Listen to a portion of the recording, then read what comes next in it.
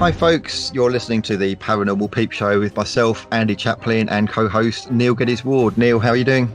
I'm fine. I've been very, very busy. I've been out and about today doing things. I've been doing painting and drawing and model making as well, because that's one of my interests, but I'm also learning new software skills. So it's all hands on deck for me for the new year. And here we are in February already. And Christmas seems like a distant memory now. And already on the shelves, I'm seeing Easter eggs and I'm seeing Valentine's cards. Well, I have seen Valentine's cards because obviously Valentine's Day's happened. But Easter is now fast approaching. It's like as soon as one thing, the shelf is cleared, and straight on to the next thing. I mean, is that peeing you off, or is that you're quite happy to go with the flow on that? Well, unfortunately, I have to say I am slightly guilty of consumerism myself in this aspect. Obviously, at Tuned In Events, we do psychic fairs and psychic nights. So Valentine's is actually quite a key one because a lot of people are looking for kind of love readings and future of love lives. And Easter as well, I'm afraid we do kind of do Easter readings as well. But we do give chocolate Easter eggs, small chocolate Easter eggs out for each reading that people have. So, we are kind of guilty on that note. Our next guest, this is going to be quite interesting because he's into similar things that I'm into, and it's also going to be slightly confusing because we're both called Andy. So for the purposes of the show, I'm going to have to be Andy C and maybe he's going to have to be Andy T. But Andy Thomas, is it Andrew or Andy Thomas? Which do you prefer? Oh, definitely Andy. Andy, okay, two Andys, fantastic. You're like me. Andy Thomas, welcome to the show, and you're here to talk about some of the conspiracy aspects of life, aren't you? Yeah, I mean, 7 years ago, I did a book called Conspiracies, and then 7 years on, we thought, you know what, the world's changed enormously, and there's a lot more to say. So basically, we've just gone back to the drawing board, and although there's some of the original, there's a lot of new stuff, and it's a way of trying to show people that we need to be talking about conspiracies. Much as the mainstream would like us not to, we really do need to talk about this. Well, Andy Thomas, this is going to get very it's going to be a long show. Andy Thomas, then, so if we go right back even before 7 years ago, how did you start in this whole field of paranormal conspiracies, anything like that? I mean, most people like myself and Andy Chaplin, to start off on one singular thing, we find the whole thing just expands into a massive, great big road of all sorts of things. So I presume something similar happened to you. Indeed, and it did begin for me really with researching the paranormal. And some people will know that, you know, I've long been interested in crop circles and UFOs and that side of it. And really it began for me by seeing crop circles back in 1991 and thinking, my goodness, there's a lot of these things, aren't there? And thinking, I expect somebody will tell me what it's all about. And nobody ever did. So I joined the research effort and just suddenly had this passion to want to know more. And although here I am nearly 30 years on and I still don't know what's really going on, what I did learn was that the crop circles and all the mysterious elements surrounding them, wherever you think they came from, whether you think they're paranormal or man-made or whatever, the media was not telling the truth. And that became very clear to me. You know, it was being hugely misrepresented. And then, of course, you start to meet people who are looking into other aspects. And I began to meet fascinating people like Marcus Allen of Nexus magazine, who, of course, you know, is the kind of person that is looking at the more conspiracy aspect of the world. And it just became a fascination to me. And then you realize, well, if you're not told the truth in one area, clearly we're not being told the truth in lots of other areas as well. So I've just gradually got drawn more into this kind of slightly darker element of looking at, you know, who's running the world and why are they not telling us what they're really doing. But, you know, we need to do this because otherwise we're too often being led up the garden path. We are. And I tend to find it's interesting because you get a crossover between the conspiracy side and the spirituality side, and one often leads to the other. So for instance, you'll get people on the conspiracy side that look into government agendas and what's going on, and you know, this kind of Illuminati type belief system, and then they drift over and realize that actually there's a kind of a spiritual war going on, and there could be these entities, these dark entities, demonic, reptilian, whatever they are, controlling things from behind the scenes. On the other side, you get people like me who first of all come into this on the spiritual side. So about 20 years ago, I started off kind of like going to spiritualist churches, and to me it was all love and light and angels and spirit, and everything's wonderful. And then I began to kind of like find out these things about the David Icke material and things going on with the Illuminati. And then I thought, actually, well, it's not quite as love and light as I thought. There's a lot of darkness going on. So would you agree, Andy, that there's kind of like there's two camps? There's like a conspiracy camp and a spiritual camp, and wherever they start, they will end up crossing each other. I think that is true. An earlier book that I wrote that some people may know was The Truth Agenda. And that kind of incorporates more of the consciousness, the spirituality element with looking at the paranormal and conspiracy theories and trying to see where it all meets. And I definitely think it does meet. But it's interesting because some people in the more spiritual realms are very reluctant to go into the conspiracy area. And I think it's because they say, well, if you get too involved with dark stuff, you're going to get tainted. And although on one level I understand that, I also feel, and I think that's why I've written the Conspiracies book, which focuses more on this angle, you've got to face the reality of what's going on. It's great to be spiritual and love and light's marvelous, but you've got to balance that with conscious awareness of what you're up against and what you can really do. You can't just stick your head in the sand. So to me, it's not negative to look at it. Hopefully, by shining a light into the shadows, you actually offer a way to deal with this. And that's what I'm trying to do by, getting the word out there. I think you're right, because it's, you could meditate as much as you like, but if there's a tornado coming, meditation is not going to help. When a tornado strikes your house, you've got to do something about the tornado coming. Yeah, absolutely. Yeah. So Andy, Andy T, you wrote this book 7 years ago. Now, 7 years is always a typical cycle in various forms of thinking. So this has obviously come round in that kind of cyclic pivotal point again, where you've been asked to represent the book, but you've added parts to it. So what has changed about the world for you to add parts to it? Sure. So, yes, 7 years ago, it's amazing that the world, you look back, you realize has moved on rapidly since. So the original Conspiracies, a lot of that's still in there, but we realized it was time to look again, because since that came out, we've had Donald Trump, we've had Edward Snowden, we've got a regime of online censorship now, which I think is very worrying. And you've got so many things. You've got the whole Jimmy Savile thing, and all of this has emerged in the years since, and it needs addressing. So we thought, what we've done with the new version is we've sort of cut back on some of the older stuff, left all the classic stuff in there, 9/11, moon landings, JFK, and so on, because you've got to have that there, but then trying to put it into a more modern context, bring us up to date with where we are now. And, as ever, you realize the same old patterns, which you can trace back into deep history, and that's all in the book too, of doubting our leaders and how they do mislead us. It's still the same.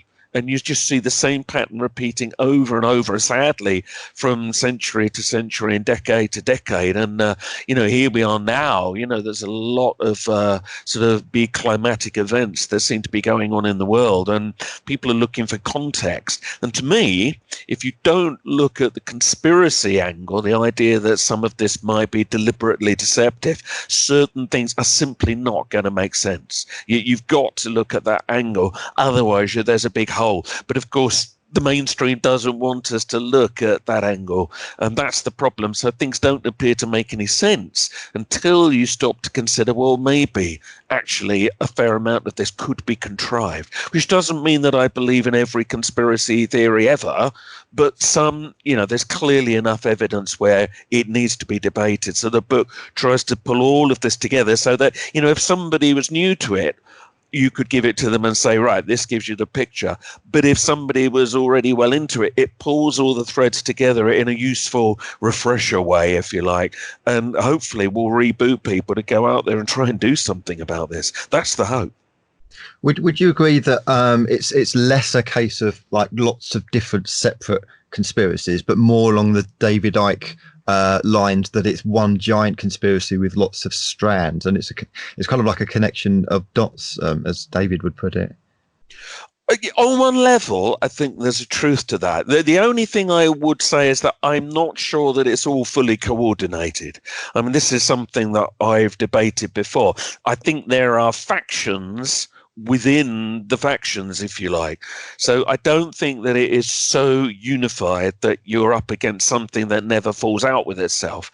And obviously, David Icke, he's got the reptilian agenda, the alien side of it. And I'm kind of, the way I've always looked at that is, look, even if that's true, at the end of the day, you're still dealing with the same effects. You're dealing with the decisions that have been made by people with great power and influence, but also it would seem rather questionable morals. So, whether it's reptilian or whether it's just people doing this, to me, it doesn't make that much difference. But I do think that there are differences between some of these different people and different forces, and I don't think they always do work together. Sometimes I think they actively work against each other, and maybe therein lies the hope. They're not so unified that they are immovable. So I think that could be where the chinks lie, if you like. I think you're right, because if you think of the ultimate evil models, which would be the Nazi regime and the Soviet regime, the generals weren't really on each other's sides. They were vying for the Führer's attention. They wanted the leaders, Stalin's attention, and so they'd quite happily sell each other out in order to do that, almost like rats on a ship, scraping up the mast to be the last ones to sink, kind of thing. So yeah, I'd definitely agree with you in that respect. In terms of kind of like which conspiracies you would be erred on the side of have actually happened or are actually happening, which would you say the ones that you're thinking probably are true, and which would you say are probably not true? I mean, I think there are some things which simply are true, but you don't have to brand them a conspiracy. I mean, a good example of that, and there's a whole chapter in the book about this, is the New World Order. Now, if you mention the New World Order to some people, they'll say, well, that's just a conspiracy theory. And you go, no, it isn't. It's a traceable project that was begun long ago and has been named the New World Order by leading philosophers and writers, Bertrand Russell, H.G. Wells, and leading politicians, Obama and Blair and Gordon Brown. They all gave speeches in which they talked endlessly about the New World Order. It's not a theory, it's a reality. And as we've just discussed, it doesn't mean necessarily that they're all on the same page. But in general, there is, I think, a move towards trying to unify the world. The only difference being that really it's a Western project. Now, Russia and China, I am sure, have got their own plans, but it is by and large something that Britain and America have led. But of course, in the last 75 years or so, really, the torch has passed pretty firmly to America. So the New World Order really is about Western hegemony, ultimately. But of course, there's more to it than that. And then you've got the darker, the more occult layers. But certainly you can look at some world events and see how certain things have been manipulated, absolutely, to suit the New World Order. And of course, many people would give as their prime example 9/11. And it's interesting. I've actually had these kind of debates, Andy, with people, and it's really interesting, the psychology of the skeptics, because they always seem to have a fallback position. So their first position is, well, there's no such thing as a new world order, doesn't exist. And then I gave them links to, as you say, world leaders specifically saying that they want to bring in a new world order. Bush, Daddy Bush, Baby Bush, David Cameron, Tony Blair, a whole host of others, Gordon Brown, have all talked about this new world order. So the next fallback position is, oh yes, well, they are talking about a new world order, but it's not what you think. It's not about reptilians and conspiracy theory. They just want to bring in kind of like a new wonderful world where everyone's together and we've all got one currency, and it's towards a wonderful future. So that's their next fallback position. And then I say to them, okay, well, how's that working out so far, looking at global events? then they kind of go quiet Yes. a little bit. Well, I mean, listen, if anybody doubts the existence of the New World Order, I'd really recommend the works of Terry Boardman. Terry Boardman's a historian, and there's a very good article. I think you'll find it online for free called The Origins of the New World Order. And his work is so extraordinarily detailed and all referenced. If anybody can read that and say there's no New World Order, well, then basically there's no point having a discussion. It does exist. It does exist. And yes, you can look at different ways at what its motives might be. And there is no question some people within the project do think it's a marvelous thing and they think they're doing it for the good of humanity. But I think the problem with it is that in doing that, I think it's become more oppressive. And I think some of the ways that they wish to implement it have become more draconian. But they always sell it to us like that, don't they? Which is, well, it's for your own good. The problem is it might not be. And that's a very subjective thing. What do you think, Andy? Because, I mean, you'd probably agree that spiritually speaking, that this world or this planet is kind of a spiritual battleground between light and dark. Would you kind of go with that in a spiritual sense? I mean, it's certainly become that. I mean, so if we're going into esoteric realms here, whether there is a kind of a wider agenda where this is multidimensional, I simply don't know. I cannot rule that out. Certainly, I mean, just going back to Terry Boardman, now he's very interested in the works of Rudolf Steiner. And Rudolf Steiner certainly had ideas about that kind of thing and proposed that there would be an entity or an influence that he called Ahriman, which would be very materialistic, rather warlike, not necessarily fully evil, but it would sum up absolutely the zeitgeist of where the world is going at the moment. So, yes, I mean, I think there are definitely spiritual undercurrents. Whether it's all part of one big plan on some other level, it's simply impossible to say. But, I don't rule out anything. And if anybody's got a good cause to believe in something or has got evidence to go down a certain road, I'll always be open to trying to understand that and see what it is they've got to say. Because the next thing I'd ask would be, so what do you think, whether it's human or whether it's extra dimensional or demonic or whatever, or even alien? I mean, I kind of think they're all kind of connected. What's the end game? Is it to wipe out humanity? Is it to have like a complete slave race? Where do you think this is going? I think if anybody wanted to wipe out humanity, they probably would have gone around and done that by now. Now, I mean, needless to say, with the virus in China and everything at the moment, of course, those theories are all bubbling up again. Is this the depopulation program? But then on the other hand, we did hear that with SARS and bird flu and swine flu. So, well, have you seen the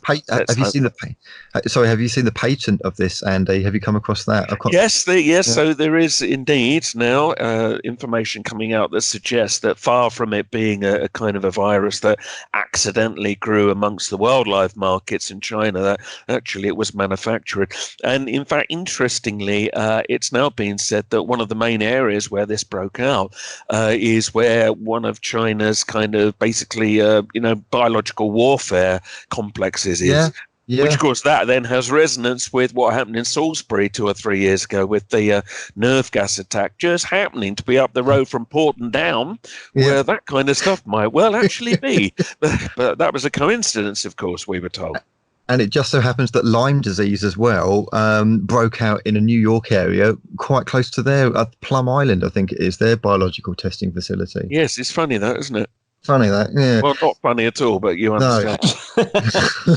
But it gets weird. It gets weirder than that, Andy, because apparently, from what I understand, there's 2 biological facilities in China that it's close to, and one of them has got a logo that's very similar to the umbrella logo. I don't know if you've seen that. Yes, that's right. Listen, I mean, I think it's too early to draw any definite conclusions. And even if you say that this connection is actually more than coincidence, of course, it doesn't mean that the outbreaks are necessarily deliberate.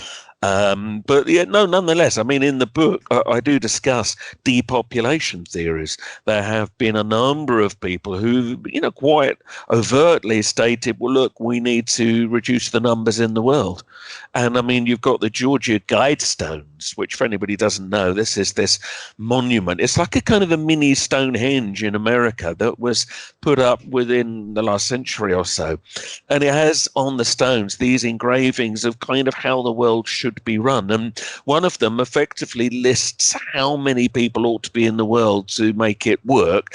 And it would, of course, mean wiping out 2/3 of us pretty much to get to that figure. So people have often wondered, what was the purpose of putting those stones up? Maybe they've been in plain sight what they would like to do.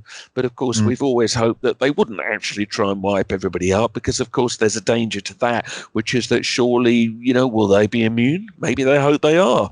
But I don't know. It's early days yet, and it may turn out not to be anything more than what we had in World War I, when there was a big flu outbreak around the world. I mean, many millions of people died. But because the war was going on, it didn't really get the coverage perhaps that it might have done. So, but nonetheless, it does tap into the belief that some people have that there might be shadowy forces out there so intent on controlling the world that they would do something like that they would release a virus. And just to go back to where you started here, whether you see that again as an alien agenda or a human agenda, there clearly are people that are powerful and that would like more influence. I don't think that if an alien force was involved that they would just wipe us out, because, again, they're not showing signs immediately of doing that. Surely they could have done that decades ago, Or, it's about dominance. And I absolutely think that, we are, as people, and I mean, all peoples, we are kept stupid, we're kept uninformed, and we're kept distracted. And you have to ask why somebody would do that. And the main reason somebody would do that is because it makes them powerful and it leaves them in a superior position. And I think that that's human nature, never mind alien nature. There's a lot of people that, they just want to do that. They've got to be top dog. And unfortunately, there is a ruling elite that has a lot of money and a lot of power, and pretty much we can't touch them. Neil, anything you want to add to that? Yeah, I mean, there's lots of things. I mean, it's like humanity always seems to focus, well, certainly the media always seems to focus on doom and gloom, and you see it in films with the end of the world, Terminator, and viruses, and all sorts of films where there's asteroids hitting the Earth. So there seems to be an obsession focused on the end of the world. Everyone seems to fear death. And we don't fully understand it. So I've always wondered myself, because Andy C is a medium, and I'm a kind of sort of trainee medium, lapsed in training medium, that we believe in communication with an afterlife. And now my thinking is that if we could prove that there was an afterlife, then we would perhaps lose the fear of death greatly. But my thinking is that there could be an agenda or a conspiracy theory, call it what you will, where that information is kept from us. So anything scientific studies or things that are trodden on or poo-pooed by skeptical people, leading people in the field, no, there's no such thing as life after death, keep it away, etc., etc. Whereas if it was all fully accepted that there was life after death, we would be able to be controlled. So therefore, if they can promote the idea, the fear of death to people, it's a way of controlling people. Do you agree, Andy T? Yeah, I mean, this is one of David Icke's theories, is that, whoever's leading the agenda, that they're trying to cut us off from our higher spiritual nature. Because, of course, when you do that and you take away any other realms, the only realm that matters, therefore, is this one. And that easily leads people into materialism. And with materialism, it's very easy to control people. So, this is possibly something that we're looking at. There's no question that if you look at what the elites get up to, there is an esoteric element to it. I mean, if you look at famous groups like the Bohemian Club, if anybody listening doesn't know, this is a gathering held every year where world leaders and other people, celebrities sometimes, gather and perform a ceremony where they sacrifice the effigy of a child to a giant stone owl, as you do. And so, this is the kind of stuff that's going on. Now, although they try and write that off as a harmless pageant, nonetheless, it shows there are esoteric elements to what they're doing. And therefore, they do have great influence in those realms, I think. And I think they're aware of prophecies for these times. I think they are aware that there are other realms, other layers of consciousness that we may well go on to when we leave this world. But they don't want that to become common knowledge because, as you say, then we're not contained. If we think that there are other realms to go to, are you still there? Yeah. I'd say we lost you slightly. Did you lose a connection, Andy? Is it all clear? I can't tell, but you're still there at the moment. Well, you can edit that bit, can't you? I'm sure we can. I'm sure you can just cut me off in full flow. You can't make much more or less sense, but anyway. Yeah, I mean, so of all these conspiracy theories, I mean, obviously a lot more have got circulated since the advent of the internet, whereas they used to be in the background. For instance, the JFK was always a favorite over the past 50, 60 years. But then obviously with Princess Diana, her death in the tunnel in France, then the conspiracy started then. And that was really around about then that the internet started to take hold and people like David Icke was gaining more momentum. So do you think the internet is largely responsible for, a lot of, like, they talk about false information, false news and things like that. Do you think a lot of the internet is largely responsible for these conspiracy theories, people just going back and forth discussing this, that and the other? Or do you think it's a legitimate way that people are finding this information and connecting all the dots because they got access to much more available information? I mean, the internet has absolutely made certain conversations easier to have more widely, but it didn't begin with the internet.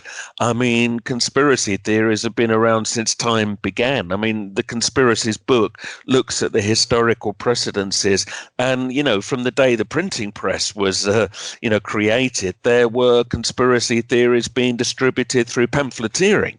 So, no, that is not new, but of course, now you can spread an idea very quickly. And I think that the creators of the internet were not ever anticipating just how quickly that it would take off. And so what we have today is that we now have a realization that actually perhaps too much information has gone around. And by having come up with a wonderful ways of describing things as fake news, we're seeing the authorities take down information now. They say, well, that's fake news. Videos are vanishing off of YouTube.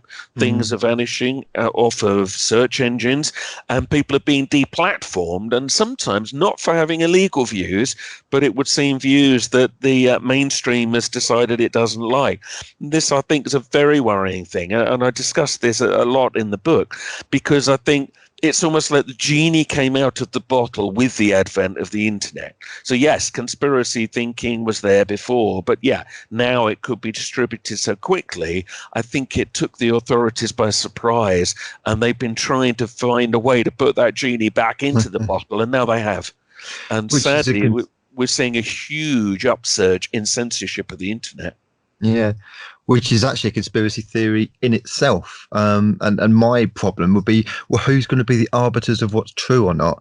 I've got big problems with these so-called fact-checking sites. Now, some of them might be, okay, fine, pretty in-depth with their facts, but essentially ones like Snopes seems to be, well, if you want to hear the system's agenda of how things are, the mainstream view on things, then go to Snopes, because that's what they're kind of geared towards doing. They'll always come out with, oh, well, JFK was obviously killed by Lee Harvey Oswald, and, there's no such thing as, the 9/11 missiles hitting the building as opposed to planes. And they'll always peddle the mainstream view on things, and it's quite annoying because they portray themselves as the absolute kind of gods of truth, and they're not. They may well be fairly well informed, but they're not fully informed, and there might be other alternative views on what's going on. Well, I think things like Snopes and also Microsoft's NewsGuard, which is their new program that will filter your news before it comes to you, they clearly have agendas. And if you look at, say, Microsoft NewsGuard, and you look at the board of advisors, it's all the usual speechwriters for Condoleezza Rice, people ex-CIA, these are the people that, of course, would never want us to believe in conspiracies.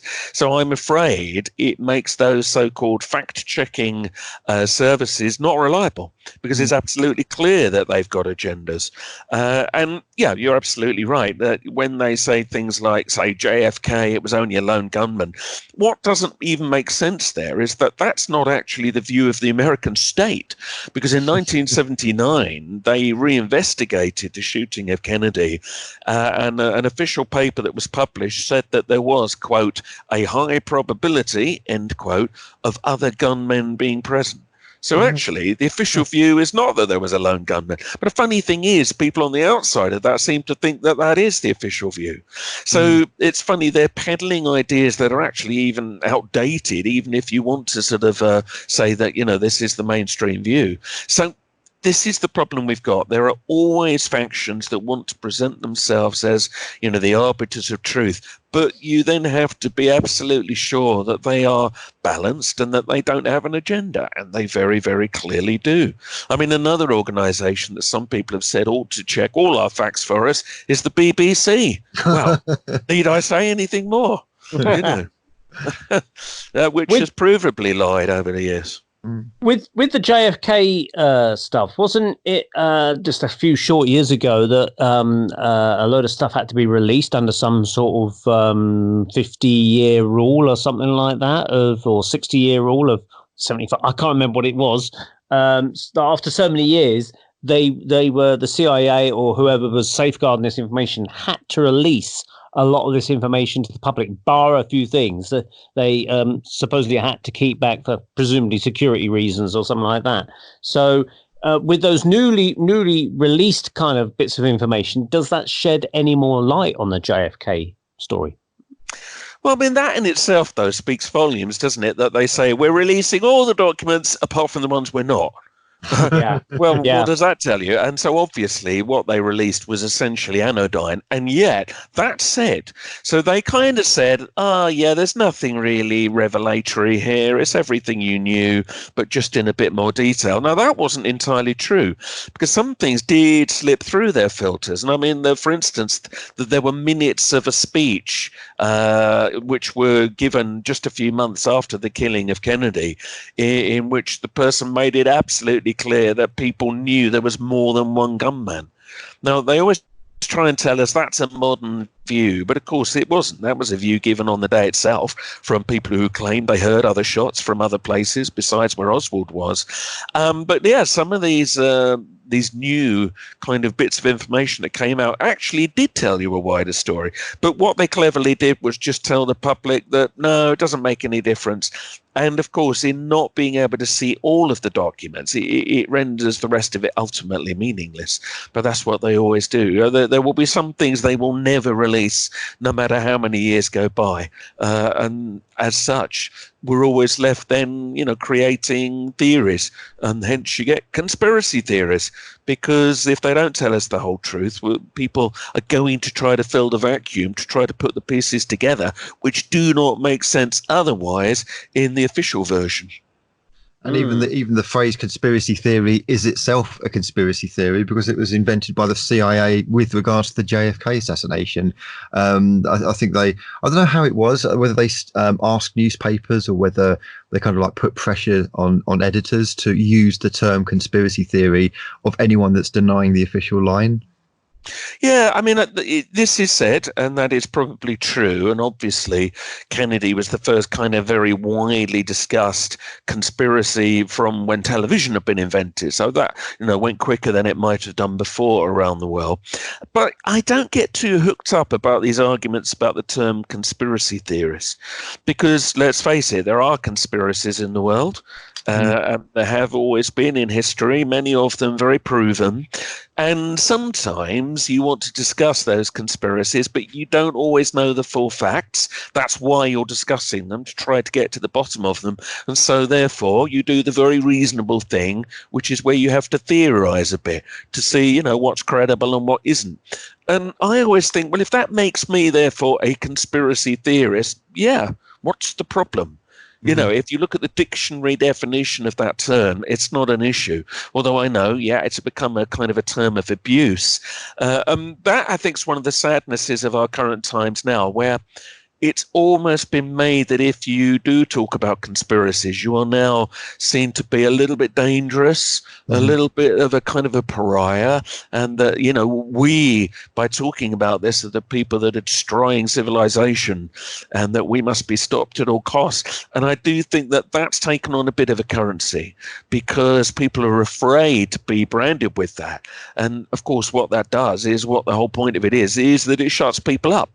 And it's with this censorship of the net and the removal of a lot of so-called conspiracy material, it's almost like they're hoping that in a few years' time, the new generations come through will either never know that this stuff was even being talked about, or they'll just never think to search for it. And in the end, we'll all forget, and we'll all live in a good and happy world where nobody talks about conspiracies. But I personally think that's a forlorn hope. I don't think human nature is like that. And people tend to know in their gut when they're not being told the whole truth of something. And I think that will build up again at some point and come back. But at the moment, certainly the currency of being in the conspiracy world is very down, but that can't last. And it doesn't mean that those that do feel the need to talk about it shouldn't. In fact, that's all the more reason why they should, because this material, this information needs to be kept alive for the generations that are going to come up being told there's nothing to it, when actually you look at the detail and you find, well, at least sometimes there is. What's the new information that you got in your book that you've updated, Andy? So now, obviously, we've had the arrival of a certain Mr. Trump into high office in the years since. And I mean, that's a really interesting one. So there's a fair amount about that. Now, not trying to get into the old arguments of is he a good guy, is he a bad guy, but taking that view of the conspiracy angle. Because, of course, Trump is a believer in a number of conspiracies. There's a very interesting YouTube clip, well, I think it's still on YouTube at the moment, that was filmed just a few days after 9/11, for instance, where Trump is in the streets of New York saying that he'd heard there were bombs in the buildings. So he was actually one of the earlier people to come out and say that. I think there was a hope from some people that he would try and initiate some kind of new investigation into 9/11. But then when he started hiring people like Rudy Giuliani, who many people believe did not tell the truth about 9/11 when he was the mayor. But anyway, I think people realized maybe Trump wasn't going to actually do that. But Trump, he questions climate change. He's even questioned vaccinations, although he's now rolled back on that, I noticed, because that's now also another no-no. That is the ultimate taboo at the moment. That's another way of closing down a debate. But, he has spoken about all of these things. So there's certain conspiracy areas that he's believed in. But what I find really intriguing about Trump, and, I discuss this in the book, is that the mainstream media always says it doesn't believe in conspiracy theories. But when it comes to Trump, it believes all of them and more. So it's funny, it'll happily foster conspiracy theories about Trump everywhere.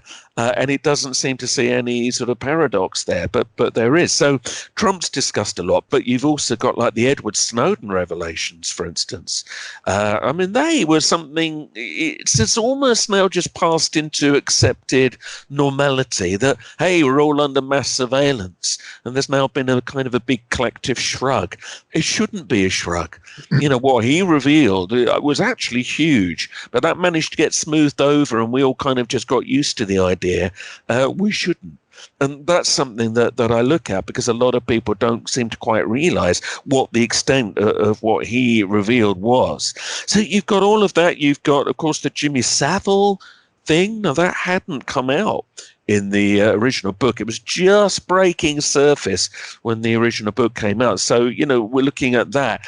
And, there is a chapter that looks at some of the stuff around claims of child abuse in high office, which is all denied, of course. I mean, Westminster paedophile rings? Nope, they couldn't possibly exist. Only Cyril Smith MP is the only one. But then, you think, well, hang on a minute. The world of entertainment seemed to be rife with it. Are we really saying the world of politics has not gone near it? And there was brief discussion, of course, of Edward Heath and various allegations. But that, again, now, that seems to have been smoothed over. And it looks like nothing's going to ever come out about that. And I'm not saying here that it's true or not true. Right? It's without hearing all the evidence, that's not the point. But what I'm trying to say is, look, if you look at areas where people say we should at the very least investigate some of this properly, very, very clearly we are dissuaded from doing so. And that's the problem. And then you're told that you're a very naughty, dangerous person if you do want to talk about that. And so certain things fall away into the shadows, never really get investigated properly or dealt with. So, these are things that I think we do need to face. They are in our society. And whatever you ultimately believe about them, just pushing them under the carpet, it doesn't make it go away. All it does is it will come out in more extreme elements trying to be heard because they are no longer given a voice, especially when stuff like this is now being taken down off of the internet. So, some of it's not comfortable, but we need to face the reality that there are people out there that do think it needs discussing. And this is one of the things that now you're increasingly not allowed to do. But I don't think that's a wise world. I don't think that's a healthy world. And of course, you've got the Jeffrey Epstein thing. You've got the Prince Andrew thing. Prince Andrew not cooperating with the FBI. Why not? The car crash interview that he gave, that was he thought it went absolutely fine. The rest of the world can see that he's lying through his teeth. It's just amazing. Even Prince Charles is one of Prince Charles's charities is being looked into for allegations of child trafficking, apparently. So it's just, you can understand why people like Prince Harry, maybe Prince Harry has had enough and maybe he's just decided, I'm going to distance myself from all of this, because I came across an interesting video. I don't know if you've seen it, Andy and Neil, where Prince Harry actually was talking about his mum, and he said something along the lines of, if you knew what I knew. And it's just that one little line, if you knew what I knew. I was thinking, well, I wonder what he really knows. I wonder what he's really discovered. What's your take on that? Have you seen that video? I mean, here, what we're seeing at the moment with Harry and Meghan is something that is a thread that goes absolutely back to what happened to his mother. We mentioned Princess Diana earlier. Whatever you conclude about the way that she died, and I discussed this at length in the book, there are many, many suspicious elements. Rather than saying, was Princess Diana murdered, if you just ask a different question, which is, are there suspicious things about her death? The answer has to be yes. There are so many anomalies. So Prince Harry and Prince William, they of all people are going to be aware of all of this. I do not believe they have never sifted through the evidence, and I do not believe they have never looked at the various theories about it. So, yeah, I'm very sure Harry knows an awful lot more. And I think what we're seeing with him, I don't think he's handled it very well, but I think his attempt to withdraw, I think, there is an element that goes back to his mother was effectively a rebel within the royal family. And it's almost like he's decided to take that mantle on with Meghan. Where that will go, I don't know. I know some people are now saying, well, maybe he's going to break ranks and come out and, talk openly about, the fact that maybe his mother was murdered. I very much doubt he'll ever do that. But I certainly think, he knows very much so that there's more to it than anybody is ever going to admit. And it is extraordinary. I mean, when you look back at the evidence of what happened with Diana and the fact that we've got her letters saying that she thought Prince Charles was trying to have her killed, this has all been incredibly smoothed over in the hope that most people will now forget all about this and will all love the royal family again. So what, of course, we're now seeing with Prince Andrew is that once that magnifying glass comes back onto the royal family, and I definitely think once the Queen passes away, which, let's be real, it's going to happen probably in the next decade, we're going to see, I think, a lot of new scrutiny on the royal family. And I think Harry and Meghan have certainly opened that door now. And I think the royal family and the power that it's wielded up to now, I think that's going to change enormously. And yeah, there's a lot of obviously theories about bloodlines and is the royal family really running the world and all of this. Well, even if that is the case, I don't think that's going to save them from falling under very dark scrutiny. And I think Andrew's opened the door to that with all this stuff. And now Harry seems to be taking this to a whole other level. So, yeah, it's going to be interesting to see what comes out there. But that said, I doubt very much that they're going to suddenly start talking openly about the conspiracy theories. I don't think that either of the brothers, William or Harry, would want to go that far.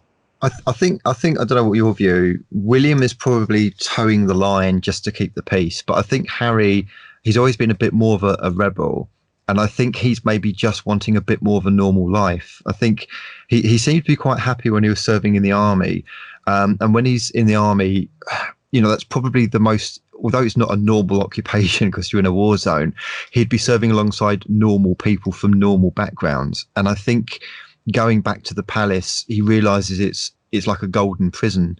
And I think Meghan probably a lot of the media are having a go at Meghan. And although I would argue against a lot of her kind of social justice warrior attributes, I think she is very kind of social justice warrior. I think she's been unfairly treated. I think she wanted the whole princess thing. I think she loved the idea of a princess wedding and a princess ceremony and all that kind of thing, and probably loved the idea of being royal. But I think the reality hit home that it was stifling. It was like a golden prison, and she just wanted to get the hell out of there, and managed to kind of like wangle Harry to have the same view. Whereas William, I think, is just kind of towing the line. I think Kate has kind of settled into the royal side of things and decided, that's what they want for themselves. There's also the debate over kind of Harry's dad, whether it's Prince Charles, whether it's Hewitt or whoever it might be. So I wonder, do you think Harry knows who his real dad is? Do you think it's kind of like a hidden secret in the royal family? I mean, again, we just don't know. And I mean, unless somebody does a DNA test on Harry, whether he's done it himself, this is just speculation. I don't know. It's a tricky one. And you can, look at Harry and some days and think he looks like Charles and other days not. But I doubt very much that he would ever wish to go public with that. Well, we'll see, won't we? In terms of Meghan, I mean, it does depend who you believe. Certainly now, interestingly, Private Eye magazine, which I have a lot of issues with. I mean, it's so condemning of conspiracy ideas, but sometimes it's been right about certain things. They do seem to feel that Meghan is driving a fair amount of this agenda, without demonizing her, but just telling it like it possibly is. But yeah, the reality is, this is not the kind of a life that they, I think, wanted to live. But equally, I think by having dealt with this rather poorly, not having discussed it with the Queen before they did the breakaway thing and all of this, what they've done is they've got a lot of the British public kind of against them. And they could have done this so differently. And I think also a lot of people had hoped they would try and change things by staying within the royal family. And yet now they're outside of it. It's almost like he's losing that opportunity.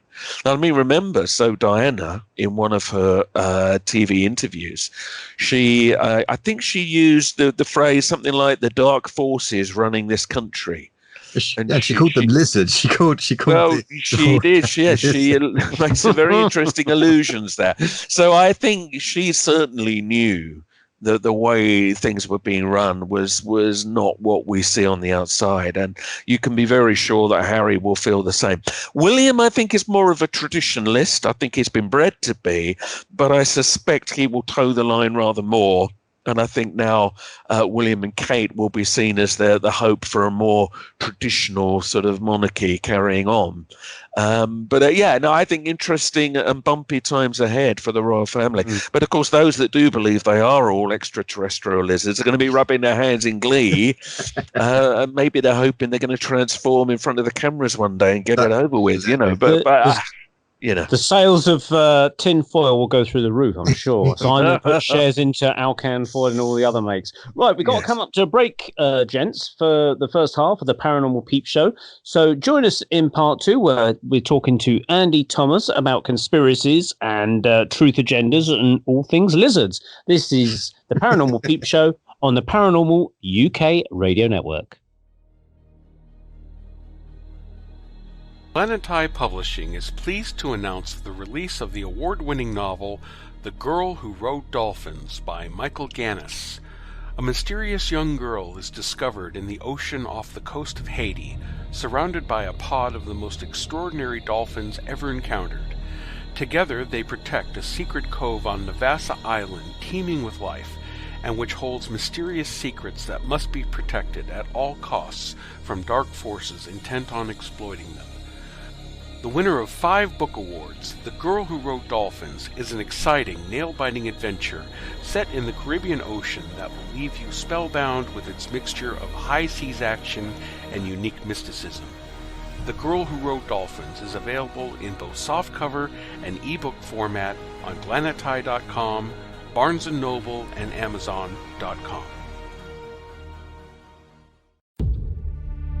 Ooh, come in. Sit down, relax, and enjoy the show.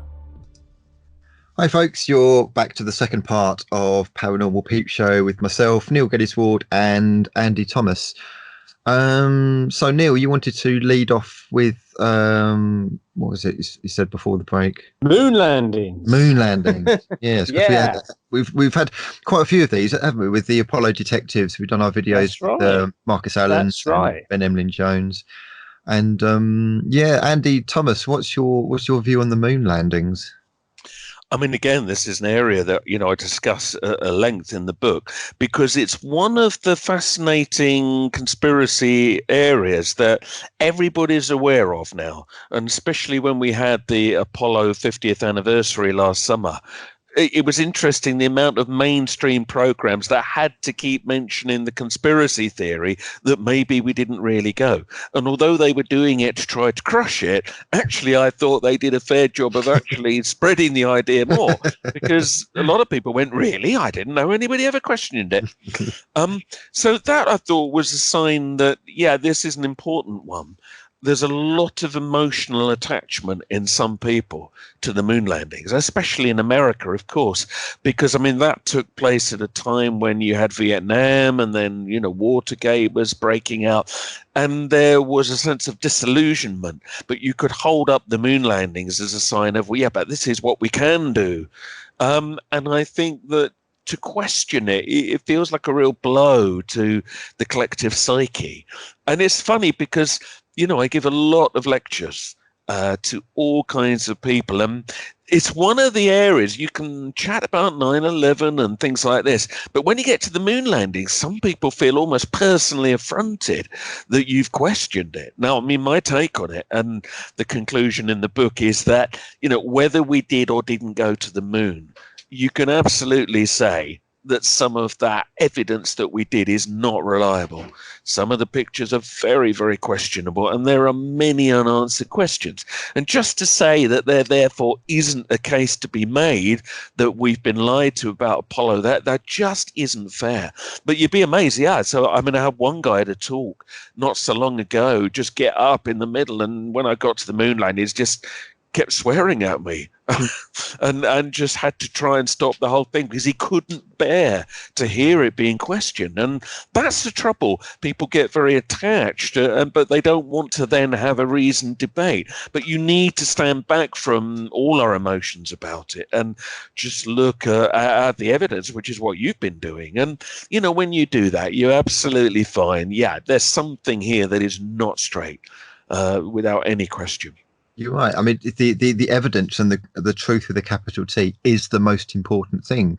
So, when you question things like 9/11, you question things like the 7/7 bombings, the skeptics will say, oh, well, what about the feelings of the victims? But this is not about disrespecting the feeling of the victims at all. This is about finding what the truth is, because the truth with a capital T is the most important thing in all of this. It is. I mean, I don't even accept that thing about the victims with 9/11, though, because just as a brief aside, I mean, the way I see it is, if there is even a slight chance that we've been lied to about 9/11, surely the families of the victims, they want to know the truth. They don't want to. They don't want to be fed a lie, Yeah. It's almost like they have an absolute right to know the truth. Yes. They really do.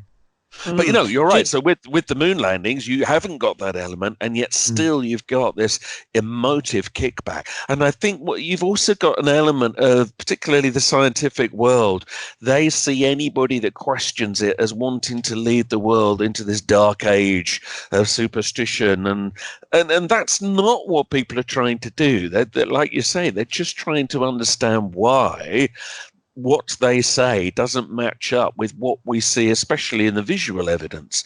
But there's other areas as well, of course. That is not something that you can just say, oh, all right, I won't bother to look at that. Well, when it's so glaring, and that's the problem. It's interesting because I was reading one of the Apollo hoax theory books last summer at a place I was working. And I was like in a small, quiet tea area during the lunch break. And this guy, I didn't really know him. He seemed to be a high up kind of broadcast engineer type. So fairly intelligent, I'd imagine. He suddenly caught sight. He must have caught sight of the word Apollo or something like that. And maybe the word hoax. I'm not quite sure. And he sort of double glanced over me and came over and he says, what's that then? I said, oh, it's a book on the Apollo hoax theory. And he sort of went, like that, and just laughed. He goes, oh, you believe that then, do you? I said, well, you really got to read the book to understand it, rather than to say, oh, yeah. I thought, I'll throw that back at him because he hasn't read this book. And so therefore he can't possibly say, and it's not just about a waving flag, which I still see, like videos online dismissing the Apollo, the Apollo hoaxers. We can explain that waving flag. It's because the astronaut's holding it as he's wedging it into the ground, the flag's waving about or something. And you're thinking, hey, it's not even that at all. There's so much other stuff that you haven't even addressed. And that's what Andy and I go into, obviously, with the real good researchers in the field, which is Marcus Allen, who you know very well, and other people like Jarrell White and other well-known folks in that community, where we debate the whole thing behind it. We go into the science of it, more than just the photographs. We uncover data and stuff like that. So really, for the people just to say it's a complete and utter stupidity that, of course, the moon landing happened, they just haven't really looked at the evidence for the hoax, really. And this is what really kind of frustrates Andy and I think. I mean, this is something which you get in a number of areas, that people will often emotionally kick back against things that they've never researched at all. They've just heard the official story of something, and that's how it is. Yeah. And people are programmed. This is how people are programmed not to question things. I mean, another example would be UFOs. People, it's funny, if you're giving a talk and then you show a picture of a flying saucer, even a very good picture, people laugh. And I often will stop and say, why did you laugh? And actually, they don't know. And I'll say, it's because you've been programmed to laugh. And we are encouraged to laugh at things and dismiss things that we have never researched. And then, of course, when you start to show people the actual evidence, they realize, oh, okay, hang on, maybe we don't know the whole story. Crop circles is another example. People now are heavily programmed to go, oh, for God's sake, it's all a hoax. And then you say, why do you say that? And they say it because they've been told to say it. They've never looked at the history of it. And whether they're right or whether they're wrong, it's not the point. So people have opinions based on nothing. And when it comes to the moon landings, it's quite extraordinary the amount of work that has been done, as you've discovered, by people that do question it. And yet some people just do not want to go there. Because if you say we didn't go to the moon, or you say that how we got to the moon is not not as we've been told, I suppose it overturns so much of our conventional history, and then people feel very uncomfortable about that. It's almost like the world they're living in now is no longer so psychologically safe. And I think that's why a lot of people reject conspiracy theories. And say with 9/11 as an example, people often, it's not so much that they don't believe that it could have been set up, but it's they don't want to hear that, because that then means they're living in a world governed by people that might kill an awful lot of people to get their way, and that makes them feel unsafe. So, we need, of course, to try to understand why people reject conspiracies in the kind of very outraged way that they do so often. And guys, when conspiracy gone?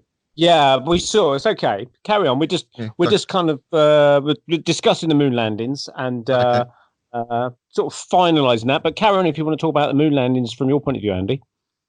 I mean, this is something which years ago, and I do mean years ago in the 90s, Channel 4 had a program called For the Love Of with good old John Ronson. I saw it on YouTube. With yourself. Well, I'm on that, looking very young and fey. One of the Kinsellers was on it as well, wasn't he? He was on a different episode. Yeah. Sorry. So we had Marcus Allen, David Percy, Mary Bennett, who wrote Dark Moon, and other people on. But anyway, the point was, so that was actually one of the first times that the idea that people even questioned it went very public. So this was on Channel 4, and I believe it was one of the most requested repeats that they had. And it's been shown quite a few times over the years. And even though it actually got complaints, there used to be a program on Channel 4 where, people sort of would write in, and there was a whole feature with some scientists being very cross about it. But the fact that it got again, it speaks volumes. But it also, it's an intriguing area, and actually when people begin to see the main arguments, often they will pull back a bit and think, all right, maybe there's more to this than meets the eye. But it's getting them to that point. As you say, like you were saying with the guy at work, there is a gut reaction that almost is programmed to destroy anybody that might, come along and tell you that this legend isn't true. But when you can get people over that and actually have sensible discussions about evidence, they can see reason in time, whatever they conclude. But it's an area which I think is always going to be contentious. But equally, until the day we land somewhere right next to where the current landing sites allegedly are, and we go independently and it gets photographed with everything looking the same, with the same light conditions as it should be, until we do that, it's going to remain unresolved. There's aerial shots doesn't mean anything. Dots and trails on the ground doesn't mean anything. You've got to get right down there. There's a small problem. Yeah, go ahead. NASA have put a 2-kilometer exclusion zone around the moon landing. Yes, that's right. Yeah, well, that in itself, doesn't that speak volumes? I know. Yeah, doesn't that speak volumes? But do you think, in years to come, that somebody isn't going to go there? I think they are sooner or later. When traveling to the moon becomes a little bit more common, if we can work out ever how to get back there in one piece, it's going to happen. It's going to happen.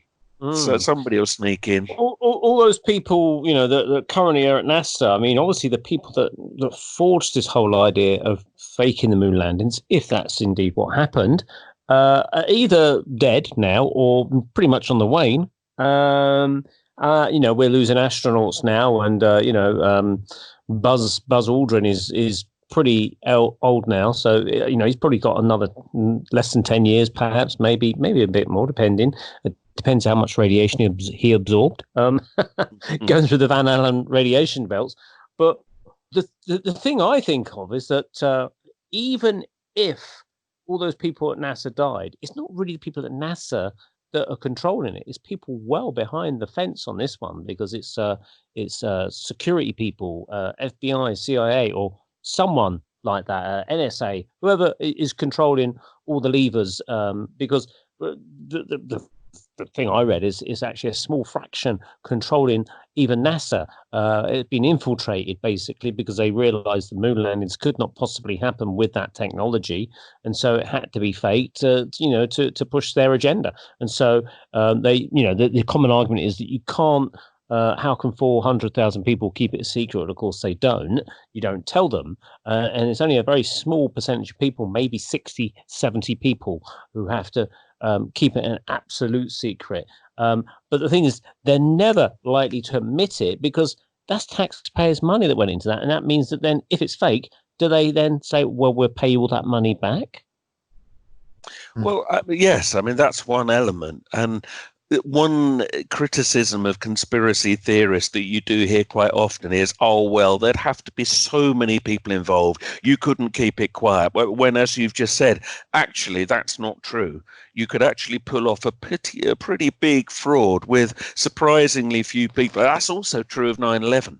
You just need key people in certain areas of command and control, creating enough chaos to cover for the fact that maybe you wouldn't entirely know what was going on, but you just do your job and you do what you're told.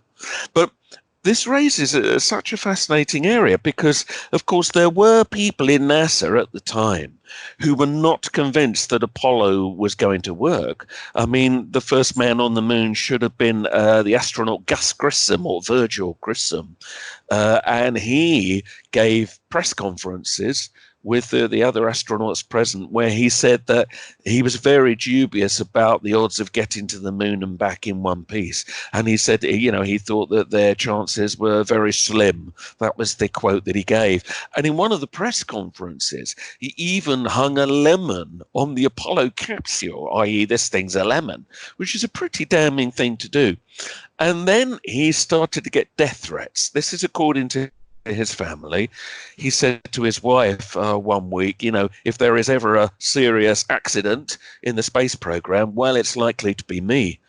And then shortly after having said that to his wife, he and two other astronauts died in the Apollo 1 fire on the launch pad. Now, this is kind of one of the great tragic accidents of NASA's history, but was it an accident? Because the family of Grissom, years later, his son Scott Grissom, who by then was himself a qualified aerospace engineer, he was granted access to the capsule in which his father had died. And the cause of the fire, remember, had been because it was in a very ill-advisedly oxygen-rich atmosphere, and somehow it got set light to. Well, he discovered a small metal plate that he believed had been inserted into the dashboard of the capsule, the only function of which could have been to have caused a spark. So in an oxygen atmosphere, that's bang, and you are going to be incinerated instantly, which is more or less what happened. So the Grissom family have gone public. They've said they believed he was murdered. And then Thomas Ronald Barron, who was the NASA safety inspector brought in to investigate the Apollo 1 fire, he very soon concluded, again, that it was sabotage. And worse, he looked at the whole feasibility of Apollo and concluded that they simply were not ready to go to the moon. And you can read his report. It's online. There's like a 30-page report. It's very damning. And he was just preparing a 500-page report, which NASA now says it can't find, when he died in a strange car crash. Now, that could be a coincidence. But maybe there were people within NASA that did try to kind of alert people to what was going on. And of course, then other people seeing what happened to them, well, maybe they decided to stay quiet. And something else that often gets overlooked is, so some people say, look, the astronauts wouldn't lie. How could you lie about something like that? Well, here's one idea. Because if you look at some of the famous hypnotists in the world, you can give completely fake memories to people. How do we know that they were not mind controlled to believe that they did go to the moon? And some of those astronauts look very odd. When you look at the press conference held when the first crew, Apollo 11, came down, these do not look like three men jumping for joy that they've just been to the moon. They look depressed. They look very uncertain. It looks like something very odd's occurred to them. You can find it on YouTube. It's worth people having a look. And it's quite possible that if they weren't forced to lie, that something happened to them where some memory aspect of them was changed. And we see entertainers doing this, and we know this can be done. So it's not impossible that the astronauts did believe they'd been to the moon, and yet were never quite able to resolve the strange anomalies that came up in their heads about it. And, this might be why we see some rather strange behavior. And you also get quite contradictory comments between some astronauts. Some say the stars looked very bright when they were flying to the moon.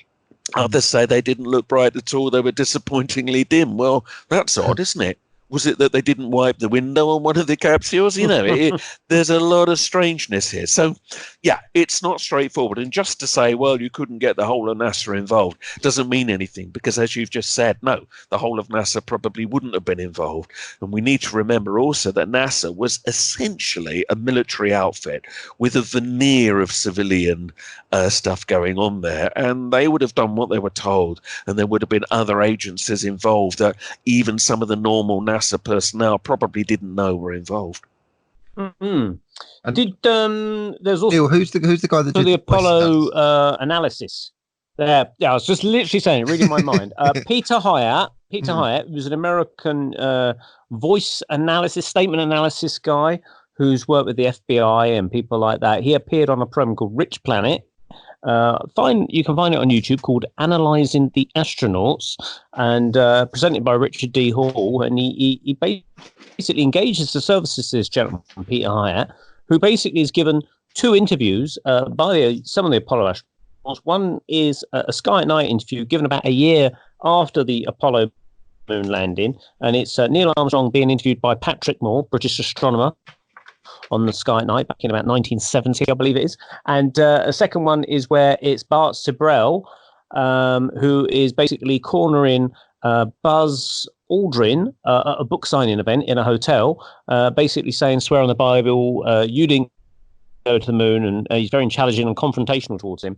Out of the 2 interviews, that the most successful analysis came from the one with Neil Armstrong, because he's been asked not long after the event, i.e. about a year, about what was it like walking on the moon. And the statement analysis comes back that basically there's no linguistic language that actually connects into the moon language. It's almost like as if he's talking about a third party, or saying, well, yes, it's very, you can't see stars on the moon, rather than saying, I did not see stars on the moon. He sort of doesn't use the word I much, or he says, others have said you can see planets from the moon, blah, blah, blah. He doesn't say, oh, I never saw planets, but others did.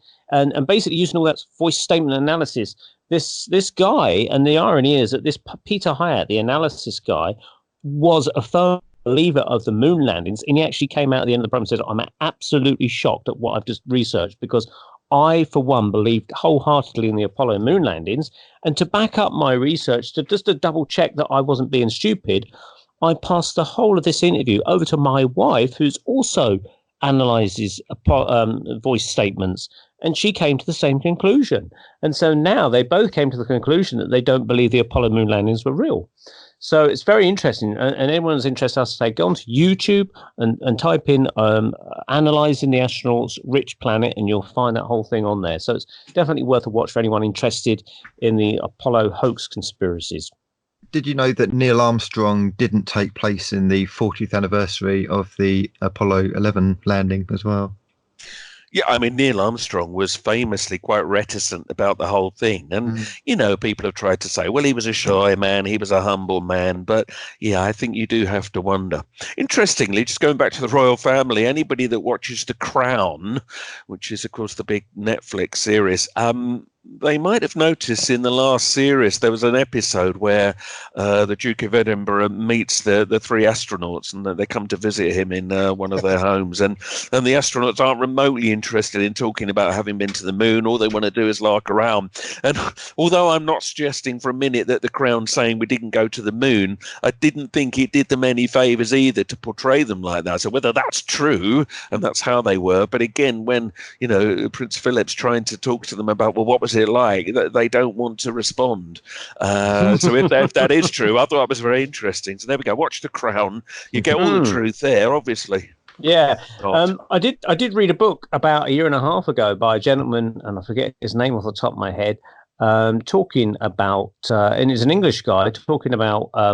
He met many of the Apollo astronauts, interviewed many of them, and they all came back with different stories of what it was like to fly to the moon, which got him thinking this doesn't quite tie up. They should all be saying pretty much the same thing.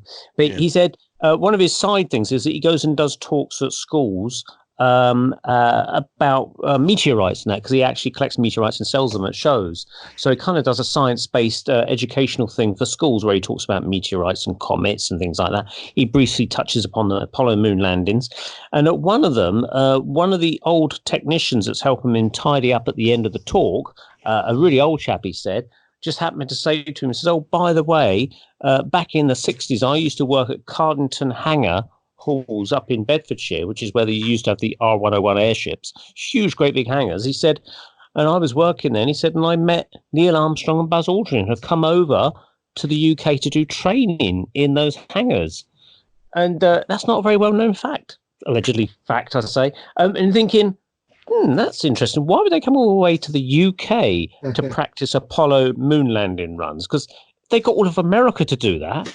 So Yes, that is very interesting. Yeah, Yes, it makes you very. wonder, did they hoax the Apollo moon landings in the UK, perhaps, so that completely off American soil, and you won't find any evidence of it being faked there, because this is why the Americans or NASA don't know about it, is because the whole thing was faked in the UK. It might explain the difference of the timing difference as well, the sound delay or something like that as well, possibly, in their communications. Yeah, I mean, again, it is not impossible. And that's the trouble, is that that's just another anomaly that seems so strange. And when you stand back and you look at the moon landings, again, it's like Princess Diana. You don't say, was she murdered? You say, is there something strange about her death? And the answer is yes. So I've always said, I can't say we didn't go to the moon, but is there something very, very weird about the evidence that claims that we did? Yes, there is, beyond a shadow of a doubt. And of course, shadows are another whole argument. So you said at the very beginning that you started off looking into the whole thing of crop circles, and then you widened your scope a little bit. So I remember when crop circles first appearing on the scene, like you're saying, about the early 90s. And, there was a summer of crop circles. And then by the autumn, it was all over and done and dusted, because we had Doug and Dave, who had been found by ITN News to be the culprits behind the whole thing, and that was it, all sorted, and everyone could go back to their crosswords or whatever. But you carried on with that, so you presumably wasn't convinced by Doug and Dave. No, I mean, listen, I thought, and a lot of people thought, Doug and Dave was shown pretty much to be frauds almost overnight. Their stories didn't hang together, and they had no evidence that made more than a handful of not that great formations. And also bear in mind, they said they'd invented it all 13 years before. Well, there are very clear records of crop circles going back probably hundreds of years, but certainly photographically you can go back at least to 1932, and many accounts from around the world, by the way, not just in England, of crop circles in the decades before their alleged time of starting. So nothing makes any sense. They clearly made a few. They were after the reward. I think the Daily Mail had offered a £10,000 reward for those responsible for making the crop circles and their exposure. And interestingly, Doug and Dave did try to claim that reward and didn't get it, funnily enough. They did, I think, what was necessary, which was to make the public think it was all a big joke. But there were so many unexplained problems with their story. So listen, we all know that many crop circles are man-made. Some, of course, argue they're all man-made. But my feeling, and it still is that if you stand back again and you look at the whole thing, I think there are many significant crop circles that are very hard to explain that way. And when you talk to the eyewitnesses, and I've talked to a few of those over the years, people who've watched crop circles appearing within seconds in front of their eyes, and you know when somebody's pulling a fast one, you know when they're being straight and when they're not. I believe these people to be telling the truth. And there are certain biological anomalies, there are certain events where they've occurred in very short periods of time where I do not believe that these things were man-made. Now, I'm happy to be laughed at for that if people want to, but again, it comes down to, well, what's your evidence that they are all man-made? And I'm afraid that evidence does not exist. All we can say is that some are man-made. But, beyond that, it comes down to a degree to what you believe. But what I've always thought has been useful about crop circles is less what the truth about them is. It's what it leads you into. It certainly, as we've acknowledged here, led me to look at other things, other paranormal phenomena, to also realize that the world wasn't being told the whole truth. Doug and Dave being a good example, they were presented as the absolute answer. Well, they definitely were not, even if you think that a lot were man-made back then. They certainly got misrepresented to the press. So then you realize, well, hang on a minute. Then in that case, lots of things must get misrepresented. So you've got that aspect. But you've also got the aspect of you get into fields and then you start to see balls of light flying around, which I did present with other people. We all saw the same thing.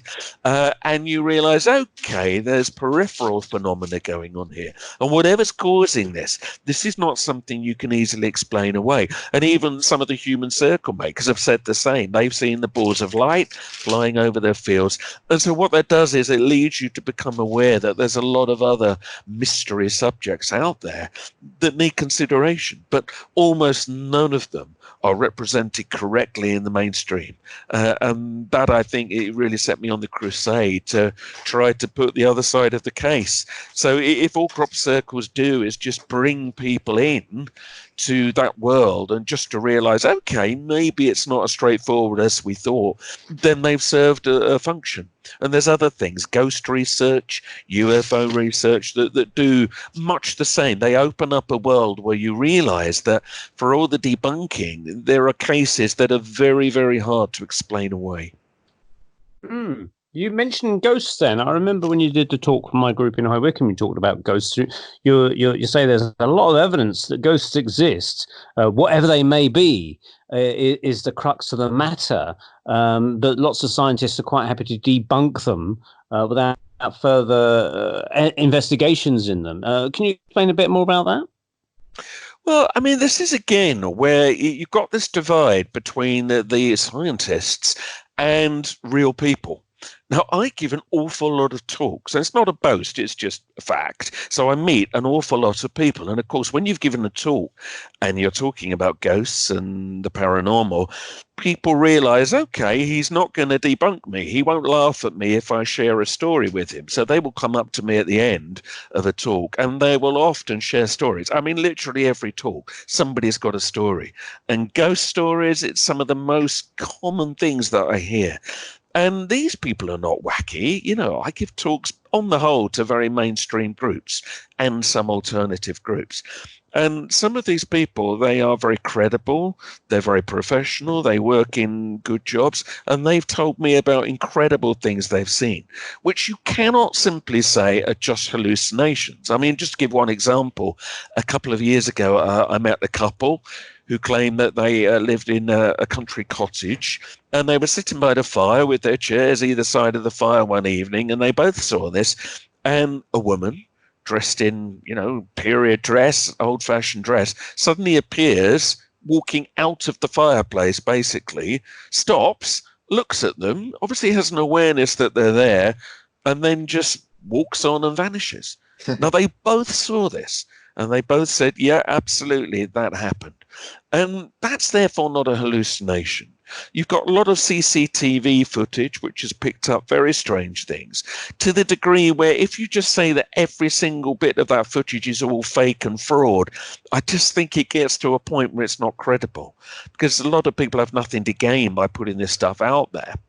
And it seems to me that whether you think these things are spirits trapped between worlds, or you think it's some strange crack in time replaying over and over or whatever, just to say that these experiences don't exist is not good enough. And just to say it's a malfunction of the brain or oxygen starvation or whatever is also not good enough when you look at some of the same ghosts often seen in the same place by lots of different people at completely different times. And I mean, it's worth chatting to say the people that work at Hampton Court Palace, where there are many ghost sightings. And I've talked to people who've worked there that have said everybody knew there are things which you can't explain. So this is something that I think needs taking much more seriously. And of course, the implications are more than fascinating. They are potentially revelatory, because if this is a direct evidence of something beyond, then that is something that's quite tangible. I mean, you mentioned channeling and all that, which I'm totally open to, and I've worked with channelers over the years. But this kind of goes that step further, because it's something which, often has a visual element and is often experienced by people who are not as such drawn to these areas, and yet they still have these experiences. So yeah, I think ghosts, they're a very good example of something which has not been treated well in the mainstream, and yet if it were acknowledged, the amount of ghosts that people see, you get a completely different worldview. And in my own experience, and I'm being very vague here, but I would say roughly 1 in 10 people ish tell me they've seen a ghost, and that is an awful lot of people. So, this is the world we live in, and yet we're not meant to talk about it would seem. I suppose it also depends on how you define the term ghost and what people believe ghosts to be, because there's so many different definitions of what they might be. Sure. I mean, to me, a ghost is anything that has either an element of a visual element that looks like it is an entity in its own right, sometimes sound, sometimes people get pushed over or experience touch, being touched by something that they cannot see. So, I would put all of that into that category. Yeah, it's a catch-all term. There will one day, I believe, be a very good scientific explanation for ghosts. And if there is another realm where we go to, or simply another realm where beings exist, and sometimes they cross into our world and sometimes we cross into theirs, well, fine. And I believe that one day science will discover that. But just to do what they're doing at the moment, which is to put their fingers in their ears and hum loudly so they don't have to address it, that is not, in my view, a scientific approach. And I'm actually quite shocked at the so-called scientific people I sometimes meet who simply do not approach these things in what I would call a scientific method. Is that down to maybe the funding that they're receiving for their research? I mean, you'll only get so much funding for certain projects. And if all these scientists said, look, we want to look at ghosts, whoever provides us money, and is normally a political kind of organization that might be behind it in some way, the government of the day, for instance, will say, no, we don't want you to look at ghosts because we don't have that. We don't want to prove their existence because we don't want to dig up old corpses as such. A lot of it is politically driven. So therefore, science is always channeled down certain areas where they want to go. And really, any lifting of lids, things that really lift up knowledge to our greater consciousness is going to be firmly stamped upon. I'm sure that's true. And I'm sure also there's just a general disdain. I mean, we've seen how people are so easily led into just lazily dismissing things they know nothing about. And I think that plays a role. And so, yeah, of course, scientists, they want funding for different things, but they also don't want to be branded a maverick or a madman. And of course, those brave scientists that have tried to research the paranormal, often they wind up being stuck in that category and their careers are damaged. I mean, just a good example, of course, you've got people like Dean Radin, and he, with Professor Robert Jahn, did a lot of work at Princeton University. I think around 10 years worth of researching psychic phenomena of a number of kinds, telepathy, psychokinesis. And they, I think, essentially set out as skeptics, but they thought, let's just put this to the test. And in fact, over the years of their research, they had so many positive results that they had to conclude that it was something like 35 trillion to 1 against with the odds that all their results were merely chance. Now, you'd think, wouldn't you, that pretty much proves that there's something there. But of course, what happened? They just got branded mavericks and nobody wanted to address their data properly. And then you get people, like Richard Dawkins and Brian Cox that are close to that kind of thing. And they've got bigger influence in the media. So it doesn't get heard. It doesn't get widely distributed.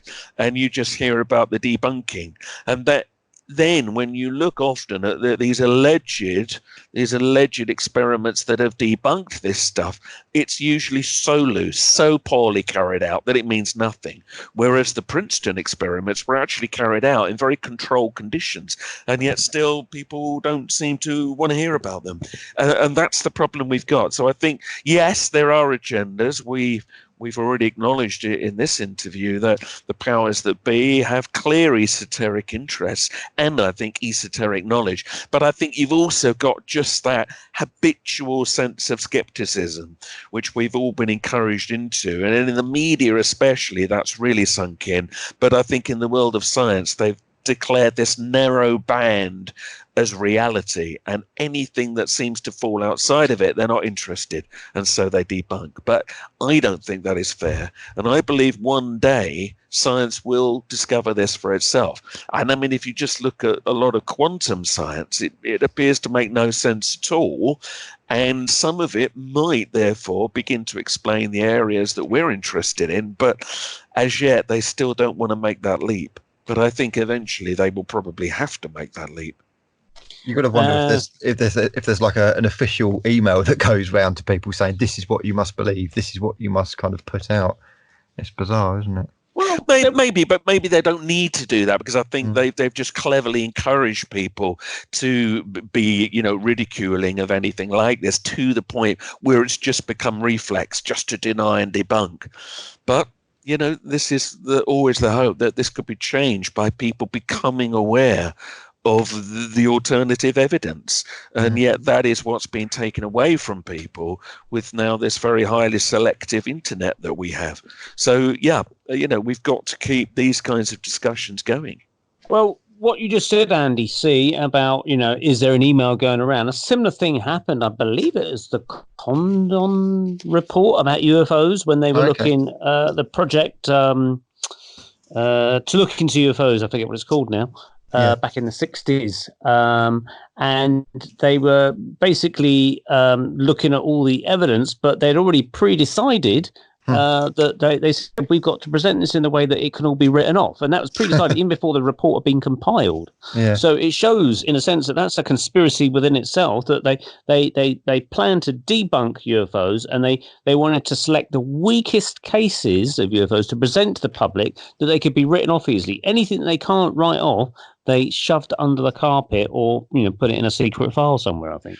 That's true, actually. You've got the 9/11 report as well, where Building 7 collapsed, but was not mentioned anywhere in the report whatsoever. You'd think that for a national incident like that, where Building 7 is a key building, it should be mentioned, and was not mentioned at all in the 9/11 report, apparently. Yeah, I mean, that's one of the biggest anomalies in modern architectural science. And it doesn't warrant a line. You're quite right. And just to go back briefly to UFOs, so there's a whole chapter in Conspiracies looking at the alien theories, the UFO theories, the conspiracies about the cover-ups around that. But what you can absolutely say is, like ghosts, wherever you think UFOs come from, they do exist. And again, I have met so many people. In fact, just this very day, I gave a talk this afternoon, and I met an ex-policeman who described to me a flying saucer, literally, that he'd seen while he was on duty. He kind of shrugged and said, I didn't know what it was, didn't really know what to do about it, but there it was. I have heard so many people tell me these stories, and they're professionals, they're often pilots, they're soldiers, they're people that have, got credentials, and they're seeing them all the time. And yet we've been sort of selectively told, as you've just given an example there, that all the studies show they don't exist. Well, they do, because you don't need a big study. All you need to do is just talk to people. And even if you rule out 2/3, 3/4 of the sightings of misreported things, and we know that does happen, there are certain sightings that really you just cannot dismiss. And whether these things flying around are military or alien or something else altogether, just to say they are not there, to me, is a total denial of reality. But, I'm privileged in a way because I get to speak to an awful lot of people. But I am absolutely astonished continually at the amount of people that I meet that see these kinds of things. So it's out there. whatever it is. So in your book, where you've done an appendment of updates, what other updates have you put in for the 7-year new version, if you like? Okay, well, so I mean, look, I mean, there are so many areas, and I mean, of course, the minute you bring out a book, it's out of date, of course, especially in the conspiracies world. But there have been a lot of things. So, since the first book, we've had the whole rise of the fake news phenomenon, and people saying we now live in a post-truth society. Well, we always did, to be honest. But I addressed that, and so there's Edward Snowden, and then you get things like QAnon. I mean, we haven't even mentioned QAnon yet. So for anybody listening that doesn't know, that this is a movement in America that it claims to be a deep state mole, or moles in the plural, who are leaking secrets that say that there are people within the American, would you believe, deep state that want to destroy Donald Trump's reputation because he wants to destroy the New World Order. And some of the things that QAnon's revealed, some believe are true. Others seem not to have turned out to be true. And yet there does seem to be information coming out that only somebody with a pretty good level of knowledge should know. So that's something I've put in. And when you see American political rallies now, and somebody's holding up a big letter Q in the crowd, it relates to the QAnon movement. So they're basically, it's interesting because that's got into a pro-Trump, anti-Trump kind of loop where some are saying QAnon essentially is pro-Trump. And that then makes the people that don't like Trump say, well, there you go, then it must be a load of rubbish. The danger of QAnon, though, is if it were revealed absolutely to be a hoax, a lot of people, including a lot of Trump supporters, would suddenly look very silly. And, of course, they would use that to bring down conspiracy theory reputation in general. So that's the danger. But there's a bit about that. Let's talk about the crisis actors theories. Now, in the last few years, of course, some people have come forward and said that they believe some of the terror atrocities, which, have, apparently killed lots of people, they say they don't happen. Now, that's highly contentious, but it is something that you have to discuss. And this is what's got some people into trouble by, denying the Sandy Hook massacre. Some say some of the big events in London, they never happened, they were staged. My problem with that, and I try to discuss this in as balanced a way as possible without being judgmental in the book, is that if you're going to fake something like the London Bridge attacks, that's an awful lot of people you've got to hire. You've got to hire not only the people pretending to be the victims, but then presumably the policemen and the ambulance workers. They're going to turn up and very soon realize that it's just people with tomato ketchup on them. So presumably they've been paid to shut up as well. The people at the hospital must be actors. The people coming to the funerals must all have been paid. You see what I mean? Then when you start to look at it, you need 1,000+ people to pull this off. And then you say, why?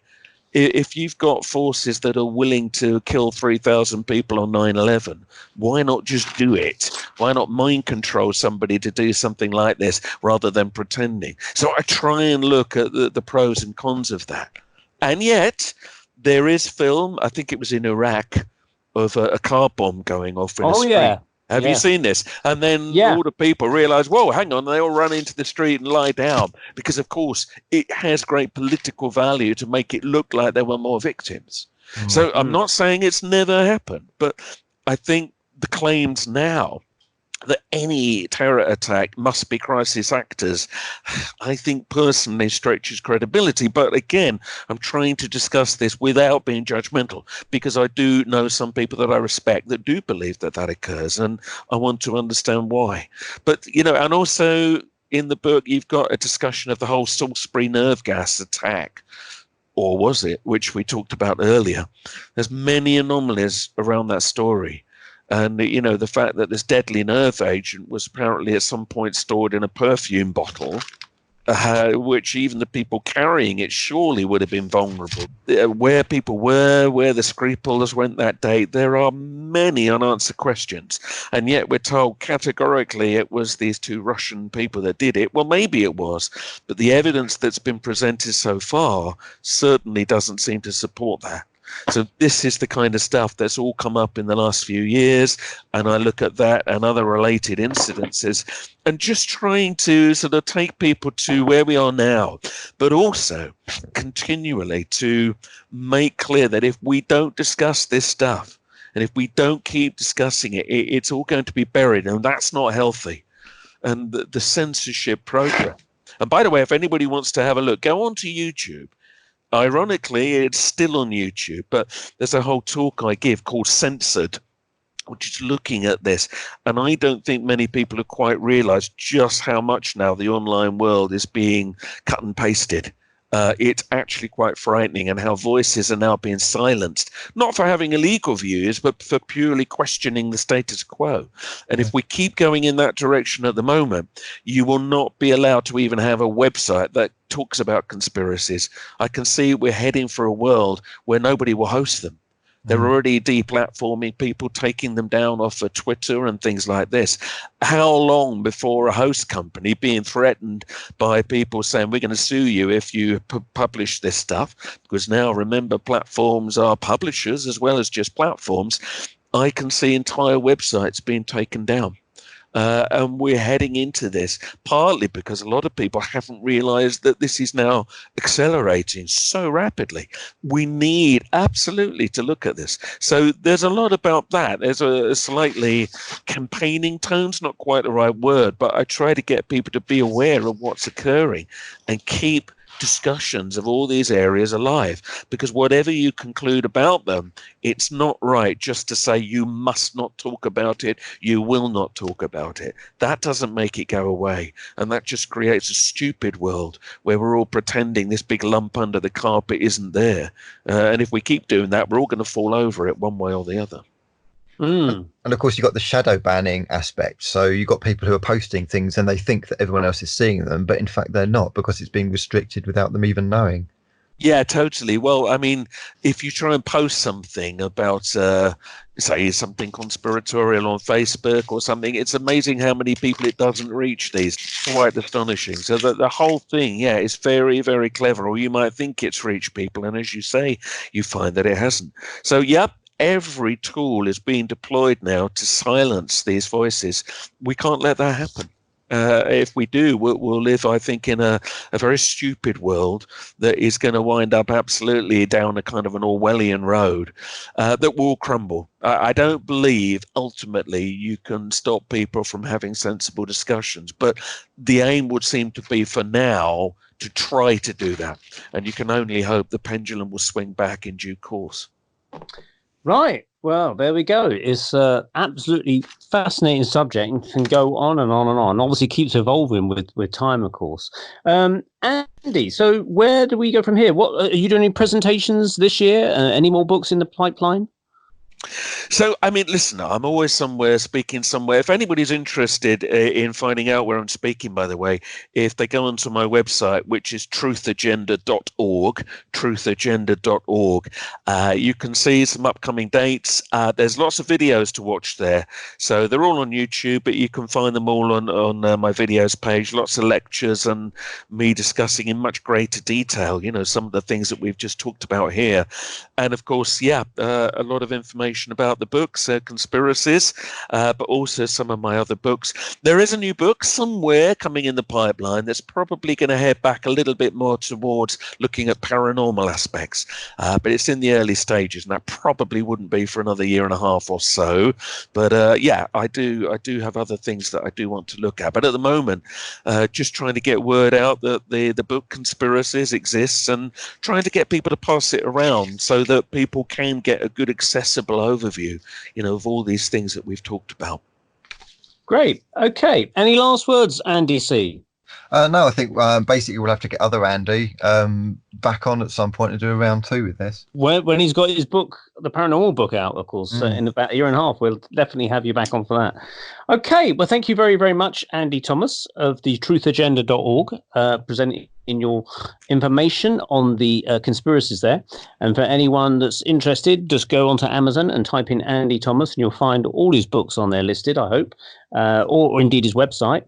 And thanks again for joining us on the Paranormal Peep Show on the Paranormal UK Radio Network, where you can find us on YouTube, Podbean, Stitcher, iTunes, and all the other platforms where you can download or listen to us as a streaming service. And again, I say we're also on YouTube as well. If you have any questions or suggestions for guests, please get in contact via our Facebook page.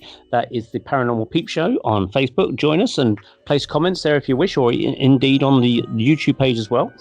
And also to yourselves for listening. So stay tuned for another exciting episode next month. Bye-bye now. See you later. Take care.